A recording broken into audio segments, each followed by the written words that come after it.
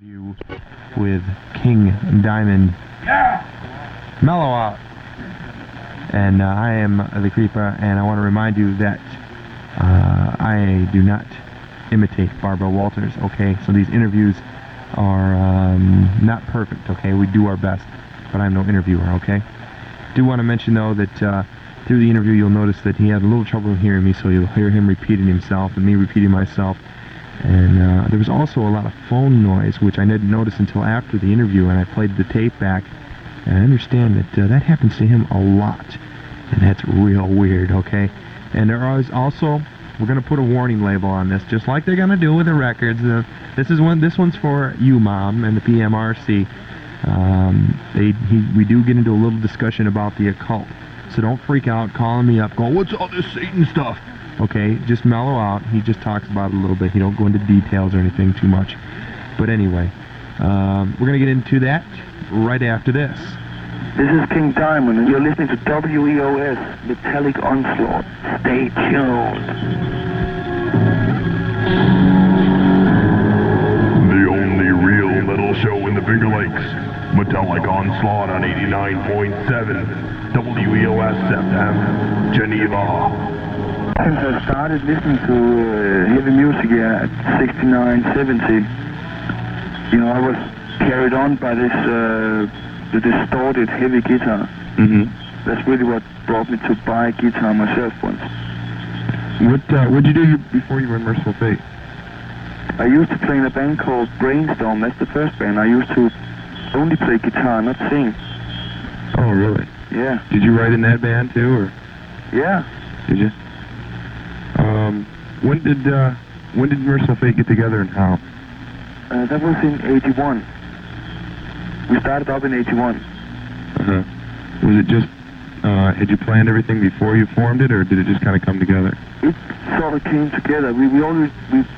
Hank and I was playing a band called Brat before Merciful Fate. The band split up because some of the guys wanted to go commercial, and Hank and I wanted to maintain the high that we were starting to get. Right. And in order to do that, we had to find new members of the band.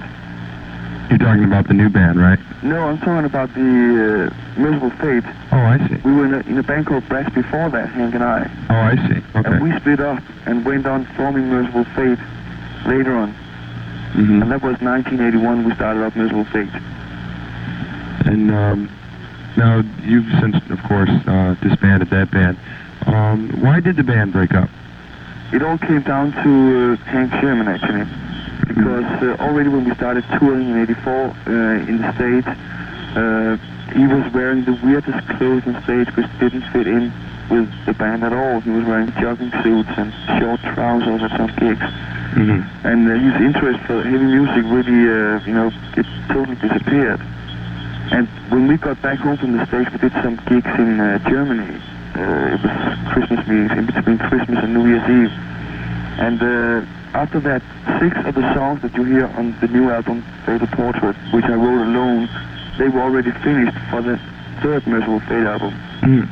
Then Hank came by my house with his material on a tape recorder, and everybody was there, and we listened to the stuff, and we thought it was a joke. We started laughing, because it had nothing to do with Merciful Fate at all. It was very, very poppy, and the heaviest song on that tape was probably in the style of Survivor. Oh, really? Yeah. And I just, he really insisted that we had to go in that style, and I said, no way, I'm not playing stuff that I don't believe in. So we had to split up the band. Are you upset with him because he's got a new band called Fate? He wanted to call it Merciful Fate in the beginning. That I didn't allow at all. Now he's calling it Fate, so, well, I don't know. I know that he's not going to get anywhere with what he's doing because it's not very good. Now, does he have the rights to that name now? Did you sign everything over to him, or? No, I have the rights together with the business manager to the name Merciful Fate. That's why we wouldn't allow him to use the name Merciful Fate. Why didn't you keep using the name Merciful Fate? What did you say? Why didn't you keep using the name Merciful Fate? Because we needed to get a better contract. Actually, in the beginning, the old record label, Roadrunner, wanted us to stay and continuing the old Merciful Fate contract under the name of Merciful Fate. We didn't want to continue that contract. It was all right, but we wanted better terms and better money. And finally, when he heard the new stuff, he was willing to negotiate that, but then it had to be under a different name. So we chose King Diamond because it was only natural to use that name, because all our old fans could definitely recognize that name. When did you first start writing about, like, the Satan stuff and all that? Well, it's about all this occult stuff. I think I was into that from the very beginning. The songs that we wrote ourselves, we also did covers in the beginning, not with Merciful Fate, but with the former bands I played with. We did covers, but the stuff that we did ourselves was about, you know, the occult. You seem to be changing your style on that a little bit. Is that intentional, or is that just the way that... It's very natural. It's just a natural progression of the band. We didn't think of writing the stuff in a special way. There was a progression from Melissa to Don't Break the Oath. You hear a difference, but still, you know, the Merciful Fate basis is there. And that goes for the new album as well. The Merciful Fate basis is there, definitely. But we've sort of developed the songwriting, and I think the songs have become more fluent now. I know you've probably been asked this 100 times. How seriously are you into that, into the occult? What's that? Could you speak up? How seriously are you into the occult? Even I know you've probably been asked that a lot of times, but... I am what you would call a Satanist. According to the Satanic Bible by Anton LaVey, that book I go 100% for. The philosophy in that book and the magical stuff in that book, I go 100% for that. Right. I am familiar with the book. I have read it. I do remember an incident with girls' school. That's right. What was the whole incident? I only heard little bits and pieces of it. Well, she was having an electric shock on stage from the same mic that I had been using for 40 minutes just before they went on stage. And there was some weird thing going on there because they had a terrible sound coming out of the PA system during their first song. And our manager came into the dressing room where I was taking away all the makeup. And he said to me, "Have you heard that sound they got out there?" And then I said something really strange. I don't even know why I said it, but I said, "You just wait a minute, and they'll stop, and they'll stop for the rest of the evening." And that's precisely what happened. Have you had more than just that incident? What did you say? Have you had more than just that happen to you? Oh, I've experienced loads of things. Glasses rising in thin air, and the weirdest things have happened in some of our gigs, you know. The house lights have been turned on, and I've complained about the house lights, and they remained on, you know, for no reason. Then suddenly when I started singing a song called Welcome Princess of Hell, the first line is, "I turn off the lights went off." Oh, really? We went to the dressing room afterwards. It could have been a funny coincidence, but then the manager came into the dressing room and said, "Did you notice that when you were singing, I turned the lights, then the lights went off?" And I said, "Yeah, but I'm actually singing, I turned off the lights, and then it went off in the dressing room as well." So has that ever scared... I've been caressed just before going to sleep on my cheek, you know, and I've heard voices in my apartment, and other people have been touched and things like that. Has any of these things ever scared any of the other guys in the band?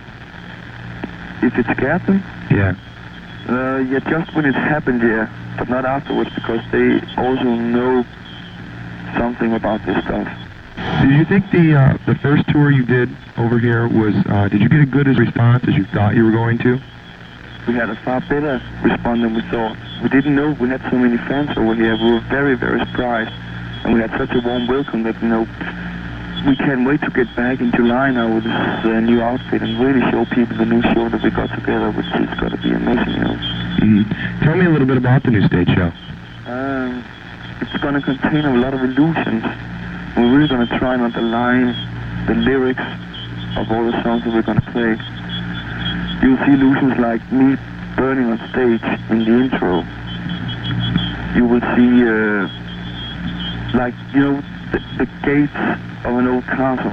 You'll see those spikes on top of the gates fall down and penetrate me on stage. There'll be a white ball swaying in thin air between my hands, you know. It's really going to be something for the eyes.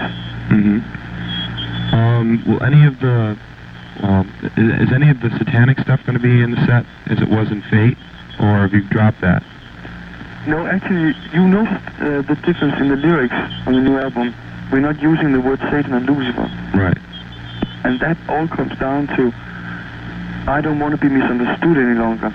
A lot of people misunderstood us too long. They think that Satan and Satanism is all about being evil and eating small babies, drinking their blood, you know, and that is really not what it's all about. Right. In order to get rid of those misunderstandings, I describe the things, you know, it's been put out for people now. They can't be any doubt of what I mean in the new album. It's exactly the same stuff I'm singing about. But instead of using the words, and I use the words powers of the unknown, spirits and things like that, describe it thoroughly what it is, and not just using words like Satan and hell. Instead of hell, I choose to use the word because it describes the whole thing better. We are brought up, you know, with certain feelings about these words. It goes, you know, in school and everywhere else, people are influenced. And they just have this idea about when they hear those words, and it's not satisfactory for me to be misunderstood with the lyrics. So I'm singing about the same thing, I'm just describing it in other words. So what they see now is the actual stuff. And I can give you a very funny example of how it was not understood in the old days. If you take the song Satan's Fall from the Melissa album, I'm singing 7 satanic preachers bringing the blood of a newborn child. That sounds very horrible and everything. I don't go for that at all, but that is the way that Christians and other people, all people, see upon those words. Satanism, that's what they think it is all about, because that's what they've been told. And in that song, the essence of that song is only 2 lines. And that's where I sing, use your demon eyes, uncover the disguise. Look through all this stuff, you know. If you really want to comment Satanism, then you should read the book, because then you will know what it's all about. Right. And then people will not be so scared of it as they are, because they have no reason to. I wanted to ask you, how did your makeup come about? Oh, I was inspired by Alice Cooper. By what? Alice Cooper. Oh. He's my favorite. Are you going to continue to wear the makeup? Oh yes, definitely. So you kind of feel that's kind of your trademark now, right? It is, yes, definitely, right. When do you guys plan on starting the tour? We should start in July, the beginning of July. And we start out on the East Coast. And then we go all over the States. Do you know if you're going to be playing? Way up, you know, to Canada, around the lakes, go across up to Seattle, you know, go down the West Coast to all the way down to Texas. Are you going to be playing Rochester again? Do you know? That is 100% sure. That's one of the best shows we did on the last tour. Right. See, I wanted to ask you, how did you happen to get the new guys in the band? How'd they come to join? You know, they're Swedish, both of them. Mickey D was playing in a local Danish band, and Michael Denner had been jamming with him on several occasions, and he told me that he was a drummer that would fit in perfect for us, because he had the right technique, he would do whatever we wanted him to do, and he was a nice guy, you know, and he would just fit in perfect. And we got hold of him, you know, and it turned to be right, you know, it turned out to be right, because it's so easy to get along with him, and his professional attitude, you know, he's willing to sacrifice everything for this new stuff, so he's got the right attitude, and he's a good man to watch on stage as well. So that was the perfect drummer for us. Then we had a guy called Floyd Constantine on guitar in the beginning, but he was more for partying around the city than learning the songs that we were supposed to record. And when we were 1 week in the studio, after the first week in the studio, he still couldn't play all his parts. And then we decided we couldn't put up with that stuff. We needed professional people. And that was when Mickey told us that he had an old friend back in Sweden called Andy, and that he would fit in perfectly. And he was guaranteeing that, you know. So we phoned him up on Monday morning at 3 and asked him if he could be in the studio Monday morning at 10 in Copenhagen. So he flew down from Stockholm, and he came in, you know, he just set up his amplifiers and stuff, and we said, listen to this song that was dressed in white. And because there's a short solo piece for him there, and we said, listen to that and give it a try, you know, let's see what comes out. And he listened to it twice, and he recorded his solo, the one that stays on the album today. So he passed the test straight away. He phoned up his employer in Sweden and said he was quitting. I wanted to ask you, are you still upset with Dave, what's his name, Dave Dixon from Kerrang? Oh, I'm not too upset about it, you know, but now it seems that some of them try to claim that he was the reason that Merciful Fate split up. And I've never heard anything so silly. Because after that article, we was touring for 2 months over here in the States. We went back and toured, did 5 festivals in between Christmas and New Year's Eve in Germany. And the whole split up was due to Hank and his taste of music. Mm-hmm. What happened to your old drummer? Two. I say, what happened to your old drummer? We didn't want him in this new outfit because of personal reasons. Mm-hmm. We didn't get along at all. Right. So, let's see, basically you just, what direction is this band going to be going now? What kind of future do you see with this band, King Diamond? Oh, we definitely hope to, you know, go as big as possible. Play the big arenas one day. That's the goal. To get out, play as many gigs as possible, show people the new stuff we got, you know, and continue the way we are. The next album will be one entire concept, lyrical-wise. What do you think of bands like Venom and Slayer? Do you like those bands? I don't like the music, especially not Venom. Slayer, there's some of the stuff I like. Mm-hmm. But Venom, I don't like their music at all. Personally, I'm very good friends with all of them. Mm-hmm. But just not a real big fan of their music. What kind of music do you like? It's not the music I listen to back home. What do you listen to at home? Yeah, Alice Cooper, of course, because he's my favorite. And then I listen a lot to the old Black Sabbath stuff. I like also the Ozzy Osbourne, what he's doing now. I like Judas Priest. I like the old Zeppelin stuff, you know, Robert Plant was one of my really favorites.